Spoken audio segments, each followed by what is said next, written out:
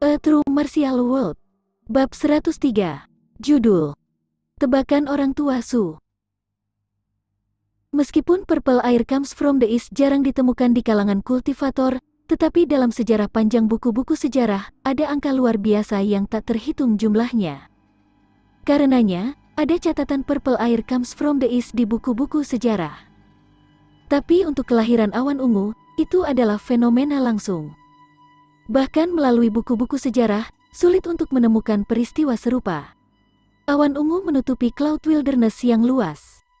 Peristiwa seperti itu belum pernah terjadi sebelumnya. Awalnya, tidak ada yang akan mengasosiasikan kelahiran awan ungu dengan udara ungu datang dari timur. Tapi lelaki tua Su entah bagaimana menemukan asosiasi itu. Lin Xingtong terkejut, "Guru, bagaimana mungkin kelahiran awan ungu menutupi area yang begitu luas? Bagaimana mungkin udara ungu berasal dari timur?" Udara ungu berasal dari timur adalah ketika energi spiritual seorang kultivator mendapatkan pengakuan dari surga bumi Yuan Qi. Adapun kelahiran awan ungu, bahkan jika seluruh alam liar surga bumi Yuan Qi telah diaktifkan, itu tidak akan memiliki skala seperti itu. Lin Xingtong merasa tidak percaya. Bahkan terobosan seorang kaisar yang hebat tidak dilebih-lebihkan. Orang tua Su mengangguk dan tertawa mencela diri sendiri. "Haha, aku baru saja mengatakan apa yang terlintas dalam pikiranku." Orang tua Su tidak menyebutkan masalah ini lebih jauh. Tetapi ketika lelaki tua Su menerima ilham, dia sangat akurat. "Xingtong, kau meninggalkan manual tinju tulang rib naga tulang harimau, bertuliskan catatanmu untuk anak itu." Baginya untuk mendapatkan wawasan seperti itu, persepsinya tidak buruk. Dengan itu, Xingtong, kamu sekarang adalah tuan anak itu. "Oh, karena aku adalah tuanmu, anak itu sekarang menjadi muridku." "Ai, anak itu memanfaatkanku lagi." Orang tua Su menggelengkan kepalanya mengatakan itu. Lin Xingtong hampir tertawa terbahak-bahak mendengar itu. Jika orang lain mengakui kakek sebagai seorang guru, mereka akan dirugikan. Tetapi jika menyangkut gurunya, jika ada yang menganggapnya sebagai master generasi kakek, orang itu akan memanfaatkannya. "Xingtong, kamu tidak mengatakannya. Tapi aku mulai menyukainya. Juga, pengaruhnya pada yin meridianmu, apakah kamu mengerti sesuatu?" Lin Xingtong menggelengkan kepalanya. Rasanya seperti mengejar bayangan dan tidak punya cara untuk menentukan penyebabnya. Malam itu ketika dia kembali, Lin Xingtong mulai mengedarkan sutra hati gadis peri, tetapi tidak peduli seberapa keras dia mencoba, meridiannya kering, tanpa respon apapun. Hasil ini juga diharapkan. Tapi Su Jie optimis. Dia berkata, "Xingtong, aku akan bertemu dengan Markis Wenyun beberapa hari lagi." Tidak ada hasil dari penyelidikan kelahiran awan ungu. Tapi Markis Wenyun telah membawa harta negara ke Cloud Wilderness. Kompas harta karun itu berhasil menemukan reruntuhan kuno.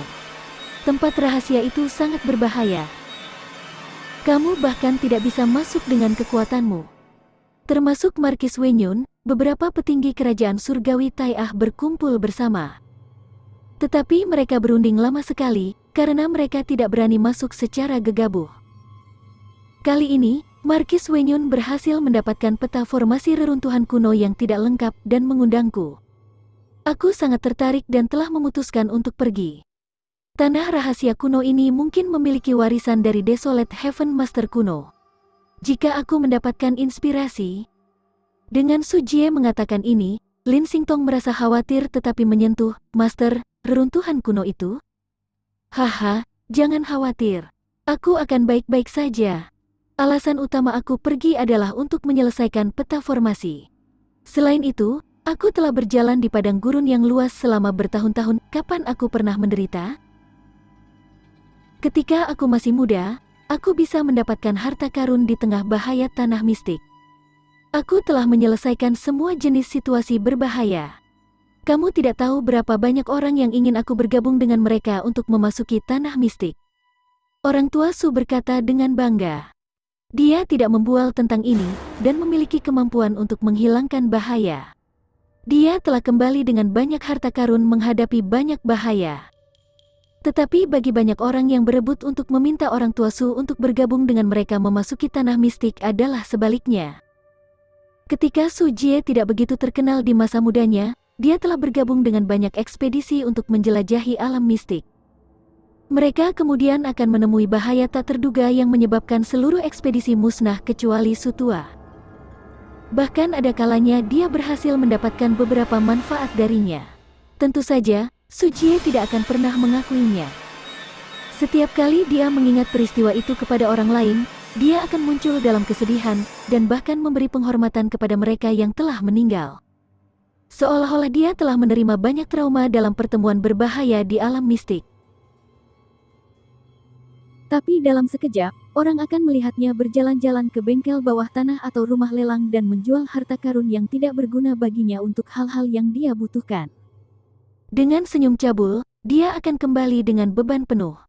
Setelah ini terjadi beberapa kali, orang memberi Su Jie julukan Su Runaway, dan keburukan yang dikenal sebagai Su Runaway dengan cepat menyebar. Karena itu, hanya sedikit ekspedisi yang membawanya sejak saat itu.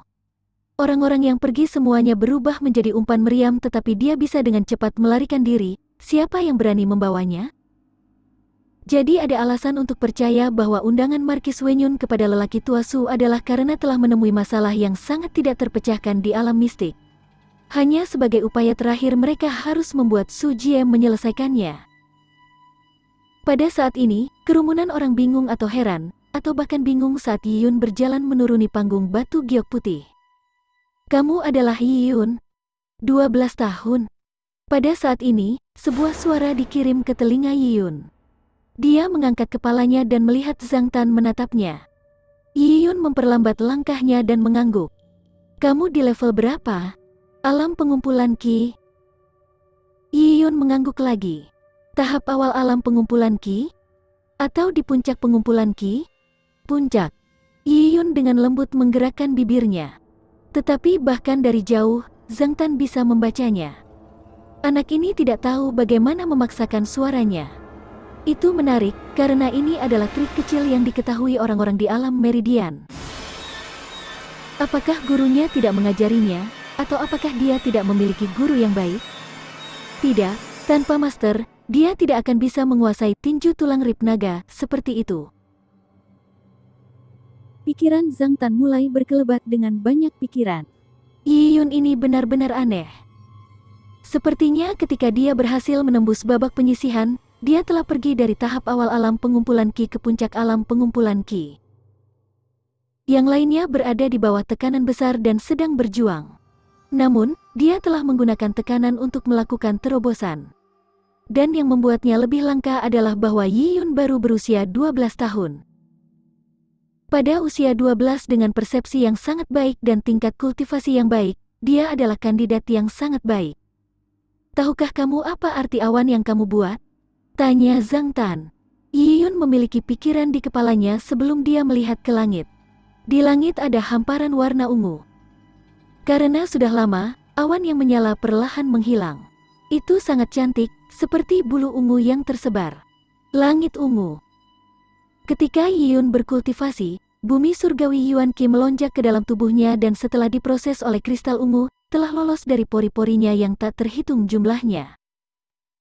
Sepertinya energi roh ini telah bercampur dengan bumi surgawi Yuan Qi yang mengelilingi untuk membentuk kabut ungu. Kabut ungu ini mungkin ada hubungannya dengan Purple Crystal Origins. Tidak apa-apa jika kamu tidak tahu. Ingat, waspadai kesombongan dan ketergesaan. Di dunia ini, ada banyak talenta, dan dunia ini terlalu besar. Hanya kerajaan surgawi Tai'ah yang hampir tidak memiliki batas dan tidak dapat diukur. Jangan terlalu memikirkan pencapaian kamu saat ini. Bekerja keras adalah caranya. Yi Yun dengan mudah menerima ajaran Zhang Tan. Sebenarnya bahkan tanpa kata-kata Zhang Tan, Yi Yun tahu bahwa dia tidak berada di titik awal jalur bela dirinya. Jalannya masih panjang. Dengan pikiran ini, Yi Yun meninggalkan panggung giok putih dan berjalan menuju tempatnya. Sebagai anggota klan suku Lian, tempatnya berada di sebelah klan suku Lian.